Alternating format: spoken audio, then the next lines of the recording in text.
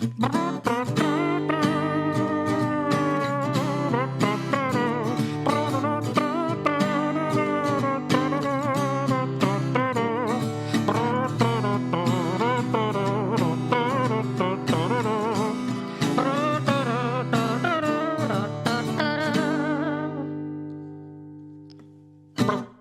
and welcome to the Mailbox Rogues Gallery, the fortnightly show where we pluck a figure from history and pop them in our metaphorical mailbox of rogues. My name's Sean. My name's Burch. And welcome to our show. Really big show. Really good show. Where's that from? Ed Sullivan. Oh, okay. Well, it is gonna be a really good show. He very prophetic. He predicted the podcast boom for one thing. Exactly, yeah. He knew exactly what was going on. So who are we discussing this week, my co-host, Burch? Today we're going to be talking about Thomas Edison. For those of you who aren't aware, he was a very prolific inventor in the country of America in the 1900s. He couldn't stop.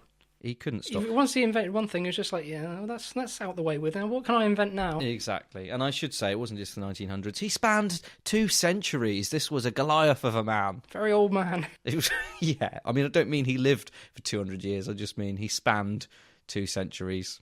Yeah. A leg in each. So, where should we begin with Edison? Oh, well, why don't we begin at his birth? Why don't we begin at the beginning? So, he was born in 1847 in Milan, Ohio, I will add. Oh, not Milan in Italy. No. Yeah, he didn't have like the kind of suave, cool that Italians have. He was kind of a bit fuddy-duddy, actually, wasn't he? No, he wasn't part of the Edisonis. No. So he was born in 1847.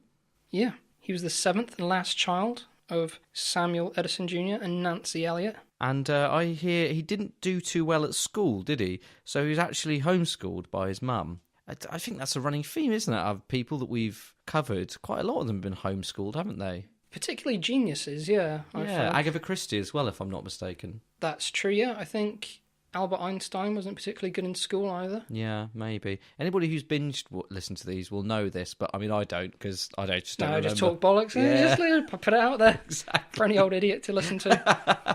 That means you, listener. Yeah, so I mean, if anything can be learnt from these people, I guess it's that don't go to school. No, exactly. You will do just fine. Yeah. Anyway, basically. You'll invent something, you'll write some good books, you'll turn out all right. You'll turn out all right. Don't go to school, don't study, whatever you do. No. Or at least don't study anything on the national curriculum. Just kind of make your own way through the educational minefield. Yeah, and that's a promise from us. You'll be fine. 20 young people listening to this? Yeah, you can take that as rote. That is, for you, a lesson. I mean, we met in school, obviously, but I mean, I think we fast found a friendship with each other, and then I can't remember who suggested it, but we decided together to make a pact never to go to school again. Well, I remember it very well. It was almost, it was like it was meant to happen. We kind of both wanted to see each other at lunch, and it was just like, right, I got something I need to say. I got something I need to say. So, all right, 1, 2, 3. We should quit school, we said at the same time. Yeah, so, yeah. Oh my God. And we just like packed up our bags. We put it in like one of those, our school books in one of those bags on a stick that you see. A bindle.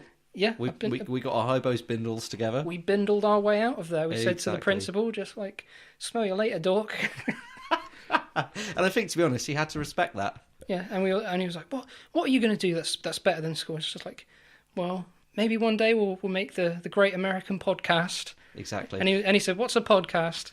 And we said, Daddy-o, you don't even know. Well, you know, it may not have been the school that our parents or wanted us to go to, or that we were legally obliged to go to. No. But we did attend one school, the School of Hard Knocks. Oh yeah, school Riding of life. the rails. Yeah, riding the rails. University of Life. That's right. That's where I got my degree from. Exactly, yeah. Well, and actually, you're a professor now, aren't you, at the University of Life? Oh yeah. Well, I did my masters. I got my doctorate, so I'm very well versed in the way of life. And if I'm not mistaken, you've got tenure as well. I do have tenure in life. That's right. They can't get you out of that position now, can they? They're stuck with you. Stuck for life. But I mean, so he didn't go to traditional school, very much like us. What was he learning at home? Because he was homeschooled by his mother. He was probably learning fuck all. Yeah. Or I don't know, maybe a bit of maths and science and English, if he's lucky.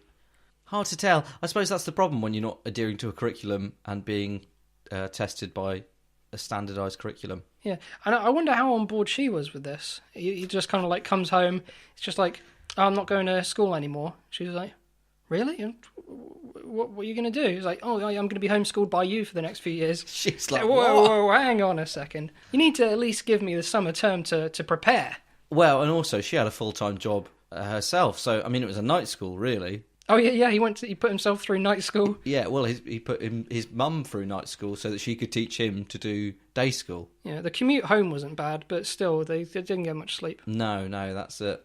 I mean, I suppose this is a similar reaction your parents had when you told them that you weren't going to school anymore. Oh, they were livid. Yeah, they just couldn't believe it. I said to them, look, school ain't not teaching me nothing. You went, Mum, Dad, I'm 13 years old. I've learned all I need to learn, okay? That establishment can't teach me anything. No, exactly. I mean, what more can you learn after that age? I mean, that's pretty much where life ends. Exactly. And you perfected most of your skateboarding moves on the school playground by the time you were 12. And really, what else is there to learn? Exactly, and that was off my own back as well. There weren't any skateboarding classes. Yeah. And, you said to them, Mum, Dad, I'm going to be a professional skateboarder. And they said, you're an idiot, you idiot. You've been watching all these jackass videos. You think you can be a skateboarder? But you proved them wrong, didn't you? You're a professional skateboarder to this day. To this day, I still hold that mantle. Yet, as well as having tenure in the University of Life, I'm also a proficient skateboarder. Yeah, exactly. Grinding the rails of life. Exactly. That's what you've got. You've got that in Latin, haven't you? Above your... My it's arse. now part of your... Tattooed. It's like what do they call it? A tramp stamp. Grinding the rails of life. That's it, in Latin, on your arse. Yeah.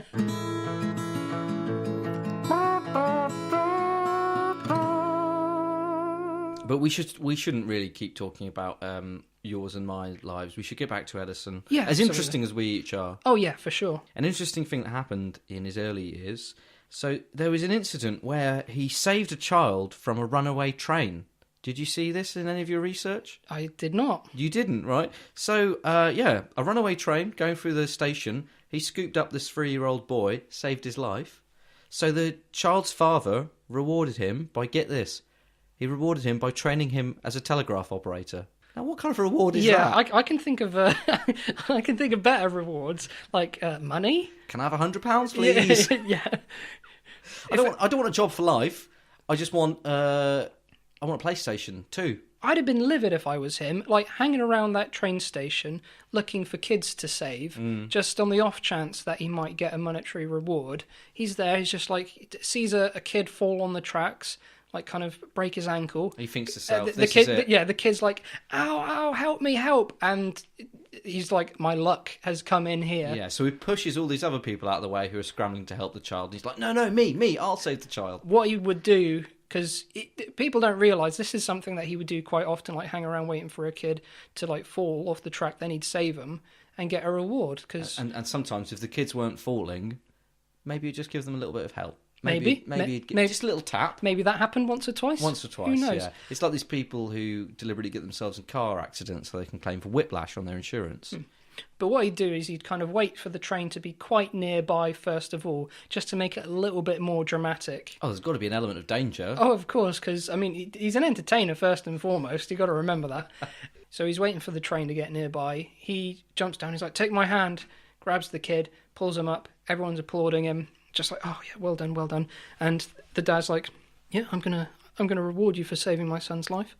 How would you like to work as a telegram operator? Oh, great, you're repaying me by giving me work to do. Yeah, that's the reason I'm doing this, because I don't want to find a job. Yeah. I'm lazy. Haven't you realised this already? Haven't you seen me hanging around this train station for the past few months? Yeah, I've been here for weeks. But no, he took the job. He took the job, and that is really where his interest in telecommunications came from.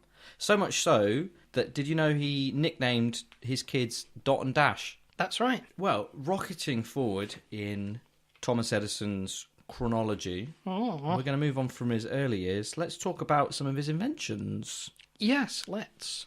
Well, he invented the first practical, commercially viable light bulb. Yes, he did. Where would we be without it? Well, we'd be recording this podcast in the dark. We already are. Well, I mean, we are literally. I meant figuratively. I suppose it wouldn't make much of a difference because we do always record this in the dark. Yeah, we do. That's true. Yeah, we turn all the lights off, close the windows and curtains.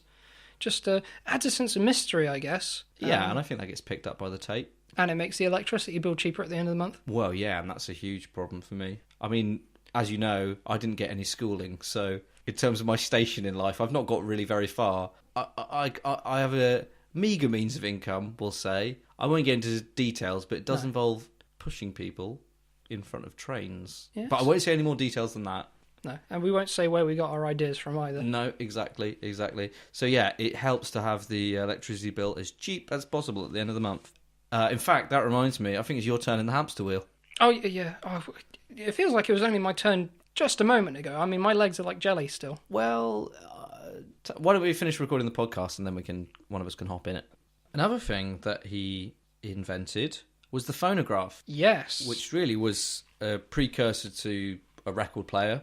Probably one of those ones with a big metal horn coming out of it. But I mean, we say that it was invented by him. Now, I have seen documented evidence that predates Edison of the phonograph. Oh, wow.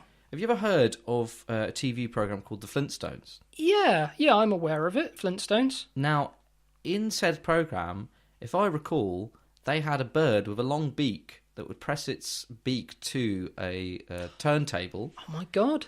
And sound would come out of its arse.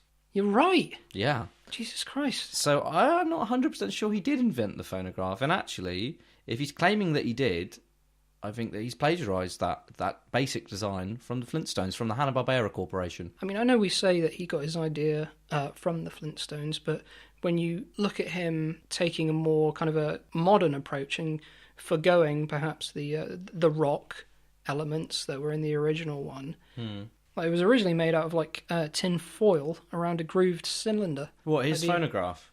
Yeah, like how he would kind of like play the music on the phonograph from the original source. It sounds a lot more difficult to put together than just having a bird do it. Exactly. So, I mean, in a lot of ways, you could say that he is the king of rock and roll. Ah, I see what you did there. Yeah. Without him, we wouldn't have our rock and roll records or any kind of record. In fact, he pretty much made music. He pretty much did, didn't he? Pretty much invented music. I think we'll give him that. Yeah. But, I mean, like, he must have been scratching his head because, like, of course, necessity is the mother of invention. So he must have been sat there just thinking, I've got all these records, but no way to listen to them. Which is a real problem. Yeah, exactly. It's like, why hasn't anyone created a way to listen to the music on these things? And he's like, that's it, of course. That's what I'll do, yeah. Went down to Tesco, picked up some tin foil, started working away, and lo and behold, he could listen to all his records. Well, yeah, he's down there in the at the end of the garden in the shed, clanging away, banging and making noises. Every now and then a little puff of smoke comes out the chimney, the little explosion. His wife's going, Thomas, your dinner's ready. Thomas? No, hang on. You're confusing now the cat from Tom and Jerry. You're confusing the cat from Tom and Jerry with Thomas Edison. I knew this would happen just because they've got the same first name. It always happens. It does. You and anybody called Thomas, you always think I'm talking about Tom and Jerry. Well, I'm glad that he did, because if he hadn't invented the phonograph, where would we be? We wouldn't have Barbie Girl by Aqua. There'd be no S Club 7. Mm-hmm. There'd be no NSYNC. There'd be no syncs. A to Z syncs. No, exactly. Yeah, there wouldn't be any single sync at all. No. And this podcast wouldn't exist because, of course, we record it by vinyl record. Well, it's being cut into the vinyl as we speak. Yeah, exactly. So hopefully none of it's being picked up on mic. Mm. The other big thing that he invented that affects us is the motion picture. Yes. You ever seen a good video? A good video. Or a good motion picture? You know what? I don't think I have. Really? Okay. You're just not a fan of the medium? No, I don't think it's caught on. No. I just don't think cinema's caught on, really. You're still a fan of those, like, rotoscope things. Oh, I love them. Where you put your eye against the wheel with all the different pictures and it spins round. It just tells a story, you know, does, the yeah. rotoscope. Oh, give me a flip book any day. Yeah, exactly, yeah. Cinema has a lot of catching up to do. I'm going to go out on a limb and say that you're a bit of a Luddite. You're a bit of a technophobe on that subject. Well, I'm happy to be proven wrong. Go on, can you recommend any good videos or motion pictures? Have you ever heard of Spice World? I know of it. It's a motion picture. It's called a feature motion picture or a film. Okay. And remember that, and I know you'll know this band because I've seen your Phonograph collection, Spice Girls. Oh, love them. Yeah, well, they made a feature motion picture film. Why has no one told me about this until now? I don't know, but Barrymore's in it, Meatloaf's in it. I'm sure there's loads of other cameos, but those are the only ones I know. But they drive around in a big bus. Well, I love buses. I love public transport, so... You do? All right, no, okay, I'll give the medium a go. I'll give it a go. Okay. Maybe next week, next episode, you can tell us what you thought. Yeah, I'm happy to do that. I'll report back on Spice World. Well, me and the audience, we wait with bated breath to get your hot take on Spice World. Yeah. It's a recent one, is it, that one? Not too recent. I think it's out in the last couple of years. Oh, well, it was fairly topical, I guess, still. Fairly topical. Yeah. But do go on. So he had a big part to play in the origin of the motion picture. Yeah, basically that's all I know. Okay, good. The more you know, listener. Exactly. And the car battery, he invented that one for Henry Ford, with Ford Motor Cars. Blimey. He was quite a prominent person in the car industry, Henry Ford. As the inventor of the first mass-produced car, yes. Now, do you reckon it was invented with the battery in it, but Edison, very much like when he was pushing kids on tracks and then picking them up again, maybe taking the car battery out? And like Henry Ford going, this car needs something to kind of get it going. I don't know what it is. It gets to the end of the production line and they put the keys in and it just won't go for some reason. And then Edison sort of strolls by and goes, "Oh, I can help with that." And then, "What's this I've got in my satchel?" And he brings out this big battery and plonks it in. And then amazingly, it just slots into place perfectly.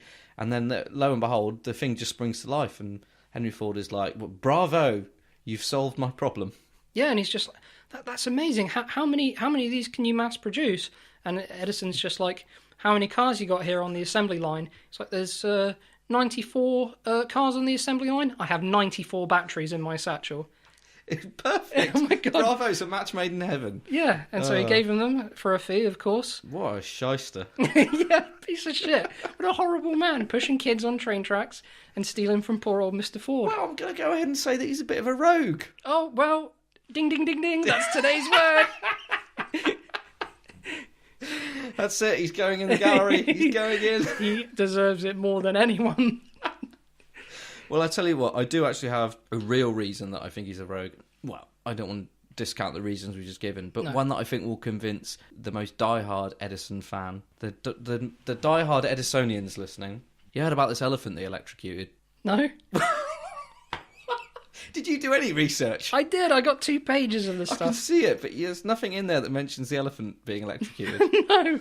Okay, so in 1903, there was a 34-year-old elephant called Topsy, which Edison electrocuted on Coney Island at the Luna Park, which is... Oh, I've been there, actually. It's lovely. So, it was...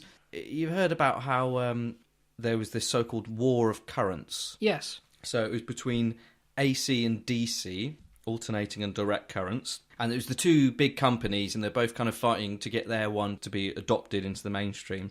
So Edison electrocuted this elephant to demonstrate the dangers of AC electricity. So he put little brass shoes on the elephant's feet, stood it on this metal plate. I don't know why I'm laughing. I don't know why you're laughing, it's horrible. And actually, using his other invention, the motion picture, he actually filmed this, and you can find it on YouTube. And I did start watching it, and then I got to the point where they're about to electrocute an elephant. I thought, what the hell am I watching this for? It looks horrifying. So, of course, switched it off immediately. But yes, Coney Island, 1903, Edison electrocuted Topsy, the circus elephant. So he did it to show, how harmful it could be, or how powerful? How dangerous. How dangerous it could be. The rival current could be. So he was DC. He used AC to electrocute the elephant. And he was on his highway to hell. Exactly, yeah. And did he have...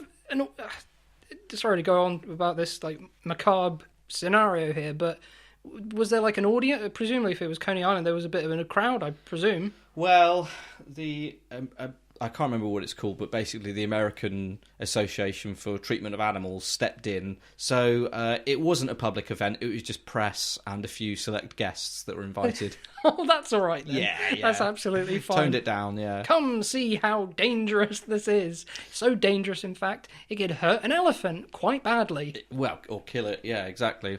Just one of his many amazing feats, and I don't want amazing to sound like it's positive, but I am genuinely amazed at that one. But, I mean, you have to remember as well, he had a grudge against elephants. I don't know what it was, he just hated them. He did. I can't think why. So, Burch, you mentioned earlier the old adage that necessity is the mother of invention. Mm-hmm. And we did a bit of research each about Thomas Edison, one of the greatest inventors of the modern era. So I've actually had a go at inventing a couple of things myself to bring along to the recording. Really? Yeah. That's amazing. I had the exact same idea. Really? It's just like when we both said that we were going to quit school at the same time. Sometimes me and you are on the same wavelength. We are so in sync, you and I. I'm very excited. Would you like to go first, or shall I? Well, I'll go first if you don't mind. No, please do. Okay, great. So, again, necessity is the mother of invention. I thought, what is the necessity? Eyebrows. We've all got them. Oh, yeah. And sometimes they get a bit long, especially as you get older. Yeah. So, I've invented an eyebrow plucking machine. So, if you just... I'll just pull back the curtain on it. Oh, I didn't see that there. What's that? It was hidden behind this curtain. This is my eyebrow plucking machine. Wow. Massive. It's quite big, isn't it? Yeah. So, if you don't mind, I'd like to demonstrate it on you. Oh, on me? Yeah. I just... Don't take it badly. It's just a common occurrence, but your eyebrows are looking a little bit bushier than they usually do, so I just thought maybe I could demonstrate on you. And it just lightly plucks them? Yeah, it's actually entirely painless. That's another aspect of the machine. It doesn't just pluck them, it does it very, very gently, and it will be completely harmless. Okay, well, no, I trust you completely. I'll just step into the machine. Just step into the machine, please. Okay, and... Yep, ready when you are. Okay, so I'll just make some of the adjustments here. Yeah, sure. Ow! I thought you said this was painless. Yeah, it's almost done. Just bear with it. Ow! Okay, all done. Yeah, okay, I'll step out the machine. Okay, so you come and... Oh, shit. What? Well, it's plucked your eyebrows. Oh, good. Yeah, there we go. It's done what it needs to do. It's done what it needs to do. I will say it's possibly been a little bit overzealous in its plucking abilities. Did you notice a kind of pinching sensation anywhere on your body other than your eyebrows? Pretty much everywhere, to be honest. Everywhere. Yeah, I thought as much. I don't know if you want to just take a look in the mirror there. Yeah, sure. You pass are that here. hairless. Sean, there's not a single hair on me. I'm afraid not. I look like Kojak. Sean, what have you done? I think I might have accidentally plucked every hair on your body. Even the ones under your clothes. Yeah, even the ones under my clothes. Yeah. That's ridiculous. How did it even do that? My clothes are intact. It's very efficient, this machine. Well, yeah, if you want to be like plucked chicken. Yeah, I mean, I'm not saying the look doesn't work for you. I look like an egg.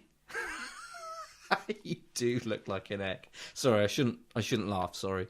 The machine was over efficient. Maybe I shouldn't have had the dial set to high. I mean, once you've grown some more hair back, we can give it another go. We'll just do it on the medium setting. Oh, Well, there we go. I'm not 100% sure that machine works as it should, but that's my invention. Should we take a look at one of yours now? Yeah, sure thing. So we live in a world where communication is very important. I agree. You know, we live in a fast-paced, high-speed world, and, you know, we just are constantly on the move. So I've devised a device that basically you can communicate with someone without needing to be near a landline phone device. Okay, so let me just get this out the box. Now, I call this, and I've patented the name, I call this the Burch on the Go. The Burch on the Go. You've named it after yourself. Well, I want to live on in some way or another, and what better way than through this invention? To be honest, I think Edison missed a trick by not calling it a musical Edison for his phonograph or the Edison bulb for the light bulb. So, Burch on the Go, here you go. Look at that. You can contact someone, have conversations with them without them even being there. You know, you could be in one city, someone else could be in another. So in principle, it's the same as the landline, except it's not plugged into the wall. But you're on the go. Burch on the go. That's where the on-the-go portion of Burch on the go. So what, you just slip that into your pocket, you can walk around with it? You can put it into your pocket. Yeah, that's right. And it's lightweight, and yeah, you can just take it anywhere. Right, and does it have to be plugged into the wall when you're using it, or does it have to be, where's the electricity coming from? Well, I devised this really great idea where basically it can charge for a small period of time. Like the battery within it can charge for a period. It's got a battery, yeah. It does, yes. It takes AA. And once it's charged up, you can just take it anywhere, and it lasts for the whole day. Right, well, I've asked a few questions there just to kind of make sure I'm getting hold of this idea in its fullest sense. It's good, isn't it? It's very good, actually.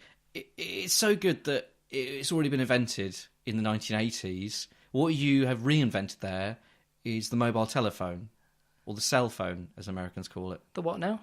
The mobile telephone, or a mobile, as most people call them. See, look, I've got one. See, I've got one here. Yeah. This was built by a company called Apple. I don't know if you've heard of them. It looks a bit like this this thing I've got in my pocket. That one that you've got in your pocket, yeah, that's made by a different company.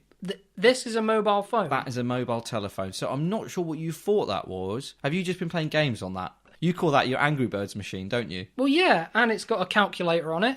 Yeah, that's true. You'll be amazed to know that also can make telephone calls. No. Yeah, Hang on a sec. I guarantee it. Oh, what, like the phone icon? Yeah, click that, yeah.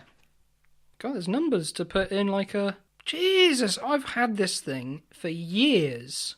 That's crazy. I thought I came up with that. Yeah, maybe subconsciously you did already know. Okay, well... I'm sorry to piss on your parade. Yeah, back to the drawing board with that one, I guess. Well, if it's okay with you, we'll move on. I've got another invention I can show you here. Yeah, sure, no, please do. I hope it's a hair growth formula. It's not, as a matter of fact. Now, I'll just bring it out and pop it on the table. Oh, there we go. Now, if you can just... Right, we need a bit of plastic. I don't suppose you have a square bit of Perspex on you. Let me check. No, afraid not. No. Okay, well, I'll tell you what. In that case, if you just put your hand in between these two big metal plates... Mm-hmm. Yeah, just put your hand in. Great. Yeah, sure. And... wait, hold on. What happens? Don't worry about it. I'm just going to operate the machine. So I'll just turn it on now. And this is actually a homemade frisbee maker. Homemade frisbee maker? And what it does is, if we'd had a bit of Perspex, it would have squashed that Perspex into a kind of disc-like frisbee shape. Right. Which you could then throw around. So if you just... So what's it going to do to my... Turn it off! Okay, and the machine is done. What the hell did you do to my hand? Well, I mean, look at it. You've got a lovely frisbee hand now. I don't have any fingers anymore. No, it's lovely and round and flat, like a frisbee. Well, yeah, I mean, frisbees are nice, but not on the end of my arm. Yeah, but where do you throw frisbees from if not from the end of your arm? Well, yeah, but a frisbee isn't your hand. Now it is. All of that's changed. Oh. Go on, just try throwing it. Well, it's still attached to my arm. Oh yeah. It's still, like, kind of hanging from the stump. So, yeah. My hand looks like a lollipop. It does, actually, yeah. But the beauty of this is it's still perfectly soundly attached to your wrist. But I suppose that's why you can't throw it. Now, I hadn't thought of that. Now, if only you'd had some Perspex, this wouldn't have happened. Who has Perspex on them? Well, inventors. True inventors. Don't kick me while I'm down. Okay, sorry. I hope you don't mind me saying, but you do look now like an Eggman with a lollipop hand. But I was going to say, yeah, I'm completely bald, right, everywhere, and I've got a circular fucking disc on the end of my left arm. Yeah, I mean, they're both inventions work. You can't fault me for that. Well, they need tinkering is all I'm saying. They need tinkering with. Okay. Right, yeah, my next invention. It's quite a good one, actually. I'm quite proud of this. Now, in addition to communication being something very important, another thing that's important is information, passing on information from one person to another. I mean, we didn't go to school, so we would rely on other people to give us information through other means. Yeah, word of mouth. Now, this is one I got thinking. Now, I love the library. It's a lovely old place, the library. And sadly, not everyone has access to one to get any information that they might need. So I was thinking, how can we find a way for everyone to have access to any information that they could possibly want? Okay. And that's when I came up with this idea. Now, I don't have it with me because it's kind of not a physical entity. I call it Burchipedia, okay? Okay. So you can access this information. I'm thinking of like putting it on a computer or something like that, and you can access it, and everyone has access to the same information, and they'd be on various different, I'm calling them pages for the time being, and you can access these different pages all through one place, basically. Right. It'll educate the world. Yeah, and you're calling it Burchipedia. I see again you've named it after yourself in another desperate attempt to live forever. Yeah, well, the Encyclopedia, all this great knowledge, put my name on there. So what you've basically done is uploaded an encyclopedia to the internet. An encyclopedia to the... Sorry, right. I think you have... I don't know how to put this, mate. I really don't want to kick you while you're down, but I feel like you're gonna... I feel like you've invented something that already exists. What? This one's called the internet. Internet, yeah. It was invented by a man called Tim Berners-Lee, and it's basically exactly as you described, but much, much more. And it's used in homes and businesses all around the world as we speak. I've never heard of it. No. I mean, I feel like after we both quit school, we did sort of go our separate ways, didn't we? You found a little cave, apparently. Well, yeah, that's where I was I was cave schooled. Cave schooled, yeah. I went out into the world, and I'm amazed that you managed to get your professorship and your tenure, and you've never heard of a mobile phone or the internet. No, well, like I was saying, the library was where I went to get my information from. Yeah. I mean, it must have been a great library. Yeah, well, I mean, there was only 3 books there, but, I read them several times just so that it would really stick. Okay. And I got different things from them every time. Okay. And are you sure they were the same 3 books? Because sometimes in libraries they rotate the books. Well, anyway, that's by the by.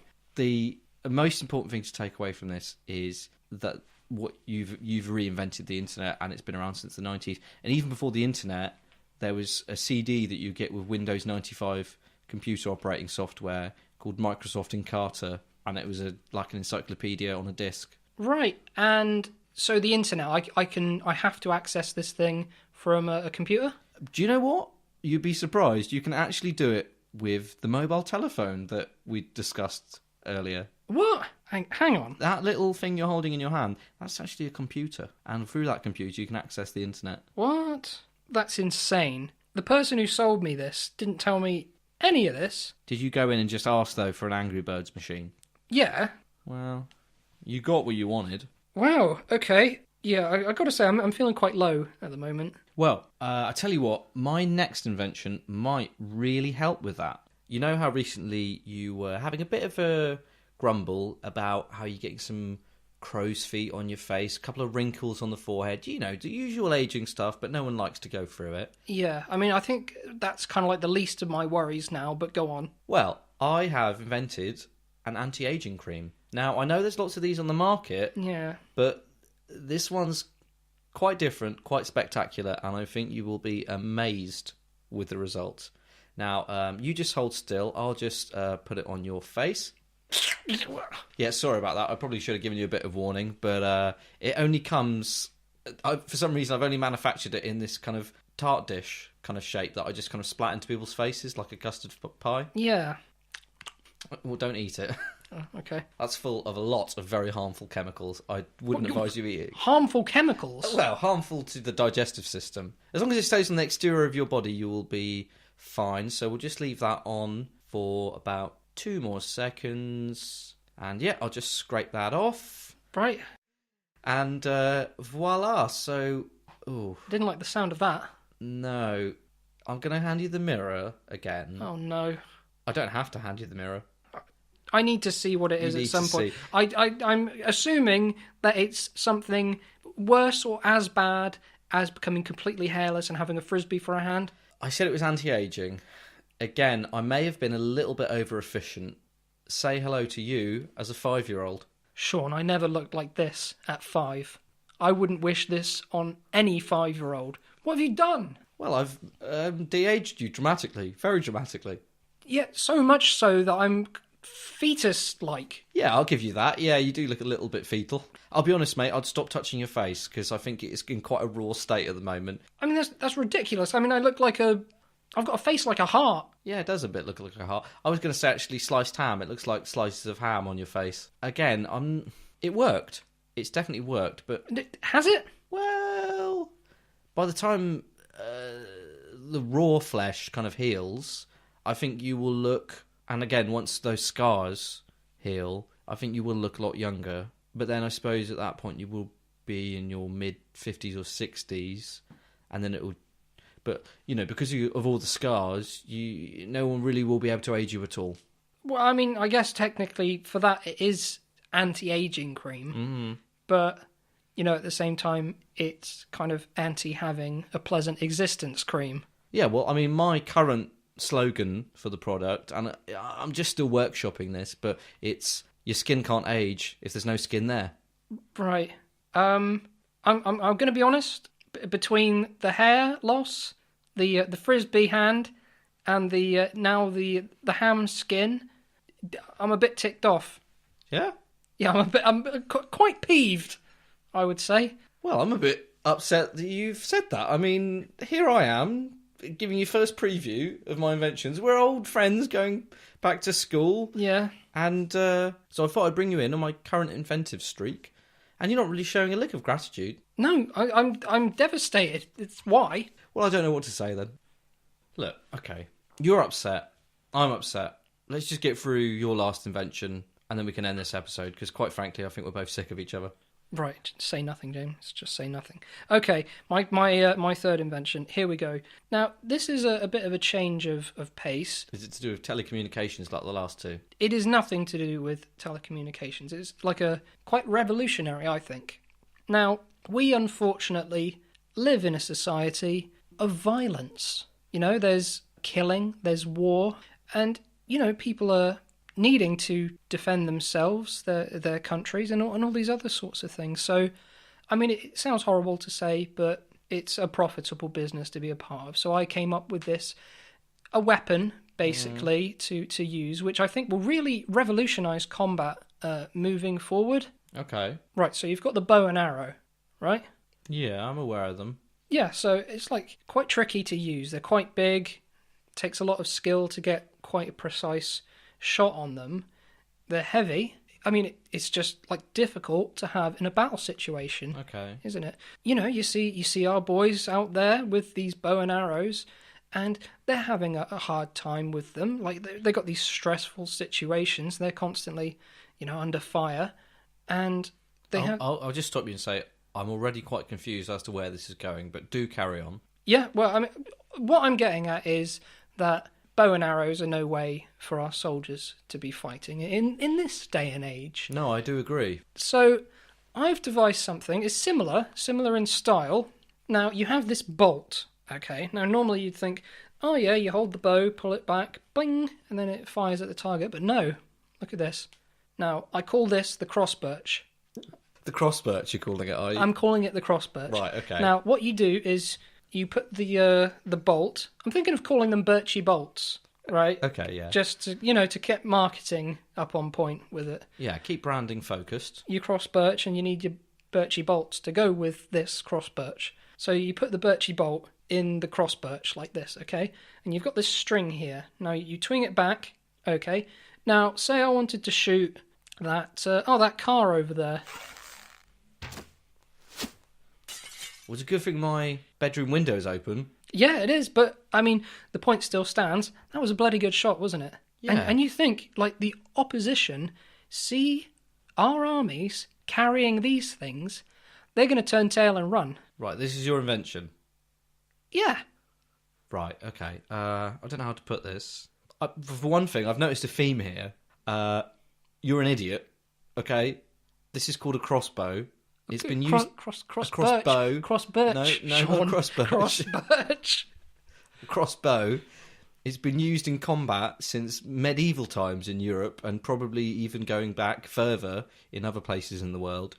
They've been around for hundreds of years. They're very well known. And again, I just have to wonder if one of the 3 books that you read in this library, going round and round in your head, was possibly about cowboys and Indians, because I don't know why you think that people are still using the bow and arrow for combat. Oh, and I suppose this crossbow is also on my mobile phone, is it?